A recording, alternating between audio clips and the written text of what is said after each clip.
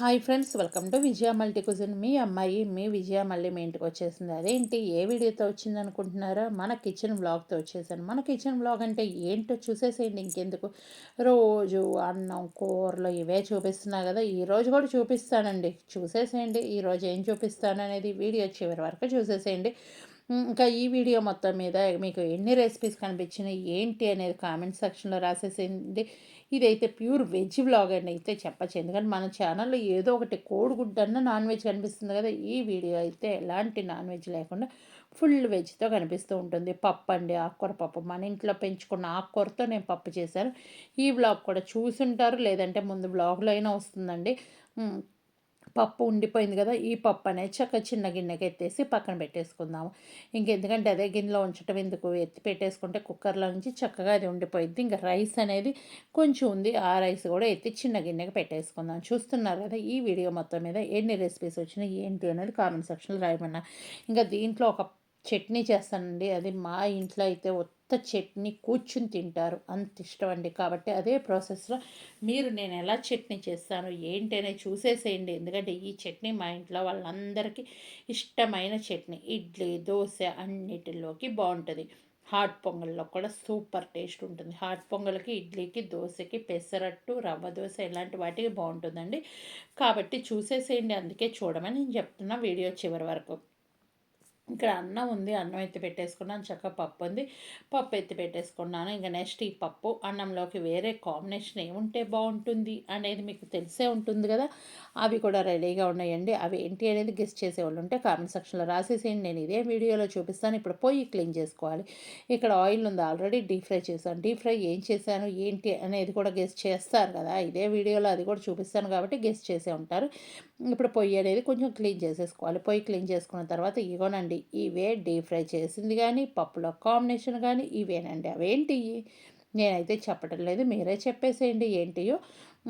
పప్పు, అన్నము, నెక్స్ట్ అవి నంచుకోవడానికి పక్కన రెడీగా ఉన్నాయి. ఇప్పుడైతే చింతపండు నానబెట్టేసి రెడీ చేసి పెట్టుకున్నాను. చింతపండు అనేది కొంచెం గోరువెచ్చటి నీళ్ళలో పెట్టేసుకున్నాను. చింతపండు ఎక్కువ వేయమాకండి, దీనికైతే కనుక చింతపండు ఎక్కువగా ఉంటే బాగుండదు. కాబట్టి కొంచెం చింతపండు పక్కన పెట్టేసుకున్నాను. పొయ్యి వెలిగించేసి శనగగుండ్లు తీసుకున్నాను.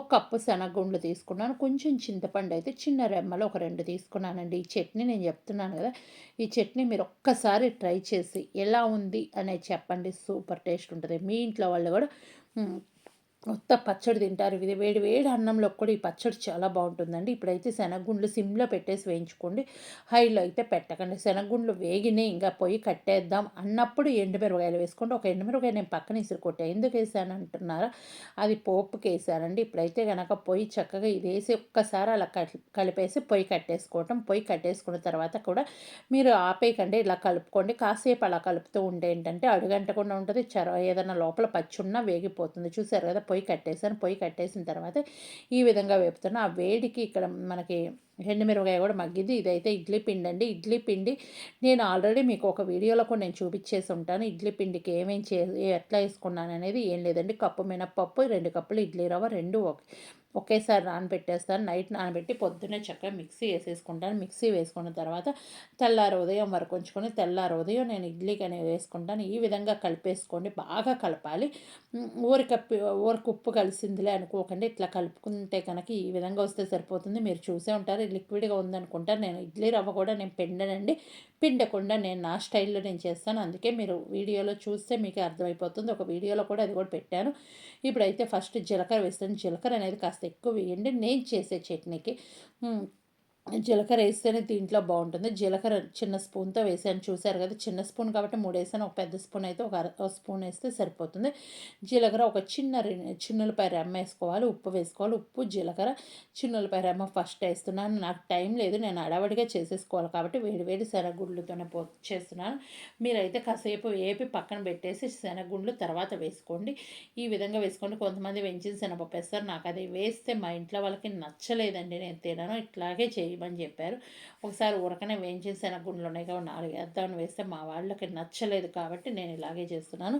ఇప్పుడు చూశారు కదా, నేను చింతపండు నానబెట్టా కదా, చింతపండు నానబెట్టి ఆ నీళ్ళతో సహా వేసాను. పొగలు వస్తున్నాయి, నేను చెప్పాను కదా టైం లేదు, హడావిడిగా చేసేస్తున్నాను. ఈ విధంగా మిక్సీ వేసుకున్న తర్వాత ఒక్కసారి టేస్ట్ చూడాలి. టేస్ట్ కూడా చూసేసానండి, నాకైతే పర్ఫెక్ట్గా ఉంది. ఉప్పు, చిన్న చిన్నులపాయ రెమ్మ, జీలకర్ర అవన్నీ వేసున్నాం కాబట్టి ఇక్కడైతే ఏం వేసే పని లేదు. చక్కగా అదే గిన్నెలో మనం నూనె వేసుకోవాలి. నూనె వేసుకొని కొంచెం బాగా కాగనివ్వకండి. కొంచెం వేడైన తర్వాత పోపు గింజలు వేసేసుకుంటే ఏంటంటే ఆ నూనెతో పాటు పోపు గింజలు కూడా వేగిపోతాయి. ఇప్పుడైతే ఫస్ట్ ఎండుమిరపకాయ వేస్తున్నాను. ఒక ఎండుమిరపకాయ 3 ముక్కలు చేశాను. పక్కన పెట్టా కదా, ఆ ఎండుమిరపకాయ అనేది 3 ముక్కలు చేసిన తర్వాత నాకు పోపు గింజలు అనేది ఎక్కువ వేసేసుకుంటానంటే 2-3 స్పూన్స్ వరకు పోపు గింజలు వేసుకుంటా. చిన్న స్పూన్ పెట్టుకుంటా కదా. ఈ పోపు వేగేటప్పుడు మీ అందరికి ఒక స్మాల్ రిక్వెస్ట్ ఏంటి అంటే కనుక, మీరు మన ఛానల్ ఫస్ట్ టైం విజిట్ చేశారైతే ఏం లేదంటే వీడియో కింద రెడ్ కలర్లో సబ్స్క్రైబ్ అని ఉంటుంది, దాన్ని టచ్ చేస్తే బెల్ ఐకాన్ వస్తుంది. అవునంటే టచ్ చేయండి. ఏ వీడియో చేసినా మీ దాకా నోటి వస్తుంది. మీరు ఎప్పుడు ఫ్రీగా ఉంటే అప్పుడు మీరు మా వీడియోలు చూడొచ్చు. ఈ పోపు వేగేటప్పటికి ఇంకో రిక్వెస్ట్ ఏంటంటే, మీరు నా మెసేజ్ చేయాలంటే కనుక పర్సనల్గా నా ఇన్స్టా ఐడి ఉంటుంది, విజయరాణికే ఉంటుంది, విజయ మల్టీ కుజిన్ అని ఉంటుంది. అక్కడ మీరు మెసేజ్ అయితే చేయండి, కాల్స్ అయితే చేయకండి. కాల్స్ ఎవరైతే చేయాలనుకుంటున్నారో ముందు మీరు మెసేజ్ పెడితే నేను ఓకే అని చెప్తే కాల్ చేయండి, లేదంటే కనుక బ్లాక్ చేస్తున్నాను ఏమనుకోకండి. ఇప్పుడైతే పోపు గింజలు చక్కగా వేగిపోతున్నాయి. ఒక పక్క అయితే నేను ఇడ్లీకి రెడీ చేసుకుంటున్నాను. ఇది అయితే కనుక మార్నింగ్ బ్లాగ్ అయితే పెట్టచ్చు. మండే కిచెన్ బ్లాగ్లో మార్నింగ్ అండి, పొద్దున్న లెగగానే ఆ పప్పు ఎత్తి పెట్టేసుకొని మిగిలిపోయిన అన్నం ఎత్తి పెట్టేసుకొని అంట్లు కడగటం ఈ పనే ఉంటుందండి ఆడవాళ్ళ కనుకనే ఇలా ఉంటుంది. ఇప్పుడైతే కనుక మీరు పొయ్యి కట్టేసిన తర్వాత మీరు చట్నీ అనేది దీంట్లో వేసేసుకోండి. ఈ విధంగా కలుపుకున్న తర్వాత మీరు ఎత్తి పక్కన పెట్టుకుంటే కనుక చల్లారిపోయినాక మీరు ఫ్రిడ్జ్లో పెట్టేస్తే తెల్లారి కొంచెం గోరువెచ్చటి నీళ్ళు కలిపేసి కలుపుకోవచ్చు. నేనైతే కనుక నాకు ఇప్పటికే అయిపోతుంది.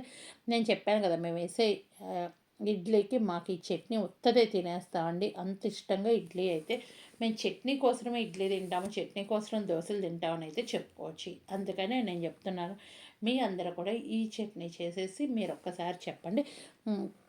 ఇప్పుడైతే కొంచెం వాటర్ పోసేసి శుభ్రం కడిగేసి ఆ మిక్సీ జార్లో దీంట్లో పోసేస్తున్నాను. మాకు కొంచెం లిక్విడ్గా ఉంటేనే బాగుంటుంది, మరీ లిక్విడ్ అయితే చేయకండి.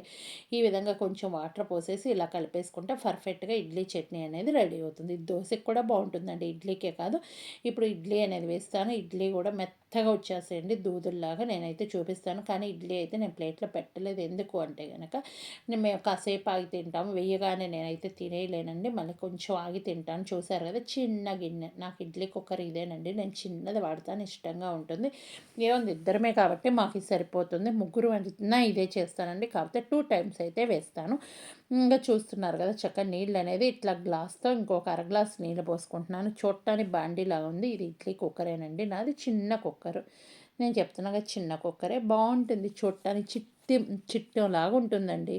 మీ అందరికీ నచ్చిందా నా ఇడ్లీ కుక్కరు? నచ్చితే కామెంట్ సెక్షన్లో రాసేసేయండి. ఇప్పుడైతే కనుక వాటర్ పోసేసి మూత పెట్టేసాను. ఇంకా చాలామంది నూనె నెయ్యి రాస్తారా, ఏం అవసరం లేదండి, తడిపేసి ఇడ్లీ ప్లేట్లో చక్కగా వేయండి. నేనైతే కాస్త పెద్దవి వేస్తున్నాను. మీరంటే హాఫ్ పిండేస్తే కనుక పొంగితే డబల్ అవుతుంది. కాకపోతే నేనేంటంటే వేస్తుంది 2 ప్లేట్లే, చక్కగా ముగ్గురు తినేస్తాం కాబట్టి నేను ఫుల్ ప్లేట్ అయితే వేస్తున్నాను. ఇద్దరమైనా తినొచ్చు, ముగ్గురు అయినా తినొచ్చు, ఎందుకంటే ఎక్కువ మాకు సరిపోతుంది. టిఫిన్ కింద అంటే ఎక్కువ తినం కదా, మధ్యాహ్నం భోజనం కింద అంటే 2 సార్లు వేస్తానండి. నేనైతే ఇట్లా టిఫిన్ చేసి ఆ డే మొత్తం టిఫిన్తోనే ఉండిపోతూ ఉంటాం, అన్నం తినాలి అనిపించదు. ఇంకా చూస్తున్నారు కదా, మీరు నా పర్సనల్గా ఏమేమి రెసిపీస్ కావాలనేది పెట్టాలంటే నా ఇన్స్టా ఐడి ఉంటుంది, విజయరాణికే ఉంటుంది, విజయరాణి అని ఉంటుంది. అక్కడైతే చక్కగా మెసేజ్ చేయొచ్చు, కాల్స్ అయితే చేయకండి ప్లీజ్ దయచేసి. ఇప్పుడు ఇవైతే ఇడ్లీకి ఇట్లా పెట్టేసాను. పెట్టిన తర్వాత కొంతమంది రాని వాళ్ళకైతే ఇడ్లీ నేను చెప్తాను, మీరు 10 నిమిషాలు కుక్కర్ పెట్టేసేయండి, పర్ఫెక్ట్గా ఇడ్లీ అనేది ఉడుకుతాయి. చూస్తున్నారు కదా, ఇప్పుడు నేను ప్రెస్ చేసి చూపిస్తాను, చాలా మెత్తగా దూదుల్లాగా వచ్చేసినాయండి. మీరు ఈ కొలతలు ఉపయోగించి ఇడ్లీ చేయండి, మంచి దూదుల్లాగా ఇడ్లీ చక్కగా వస్తాయండి. మీకు చూస్తుంటే మల్లెపూలలాగా ఉంటాయి, కాబట్టి మీరు ఇదే ప్రాసెస్లో చేయండి. 1కి 2 అండి, 2 ఒకే టైంలో నానబెట్టేసుకోండి. చట్నీ ఇడ్లీ రెడీగానే మేము కాసేపు ఆగి ఎంజాయ్ చేస్తాం. మీరు ఈరోజు ఏ టిఫిన్ చేశారనే చెప్పేసేయండి. Okay bye, thank you, enjoy full video.